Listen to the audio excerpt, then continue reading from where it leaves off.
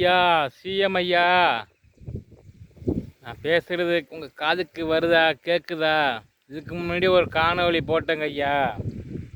6,10,000 பேர் பார்த்தாங்க ஐயா. சிஎம் ஐயா, விவசாய கடன் 45,000 வாங்கியிருந்தேன் சாமி. அது சொசைட்டிலேருந்து ஃபோன் பண்ணி கேட்டாங்க. நான் கொண்டு போய் கட்டி விட்டேன். அதுலேருந்து 4 நாள் கழித்து நீங்கள் தள்ளுபடி இலவசன்னு அறிவிப்பு விட்டீங்க சாமி. ஐயா சோசப் ஐயா, ஆனால் நான் கொண்டு போய் வாங்கின காரணம் கொடுத்துட்டேன் ஐயா. அதை தள்ளுபடி நீங்கள் பண்ணிட்டீங்க. இப்போ 45,000. இப்போ எனக்கு கட்டின காசு ரிட்டன் வருமா வராதா ஐயா?